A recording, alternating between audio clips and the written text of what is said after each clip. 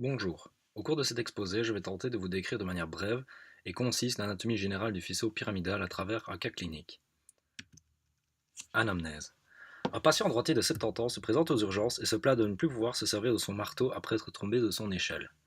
Il a des antécédents d'infarctus du myocarde, est fumeur, obèse, et avoue avoir accidentellement confondu ses anticoagulants avec une vieille boîte de pilules contraceptives de sa femme avant sa ménopause.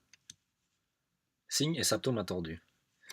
Ils sont de plusieurs types. Tout d'abord, les moteurs, comme la parésie qui correspond à une perte de force partielle, qui, dans ce cas, se manifeste plutôt au niveau des fléchisseurs du bras. Celle-ci peut être mise en évidence par une épreuve du serment et le signe de Garcin. Ensuite, via la spasticité, qui est due par des activités motrices réflexes qui sont normalement inhibées par les fibres corticospinales.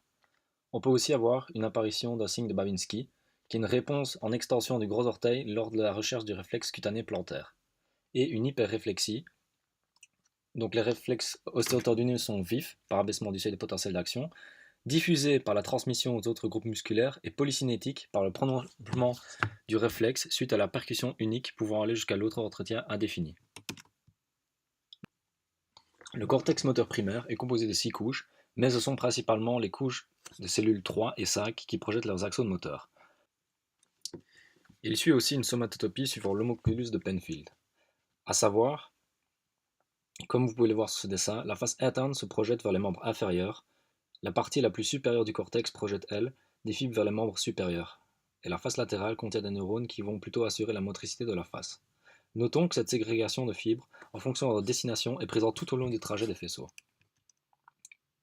Le cortex moteur est principalement vascularisé par deux artères, à savoir l'artère cérébrale moyenne pour la partie la plus supéro-interne et interne, ainsi que par l'artère sylvienne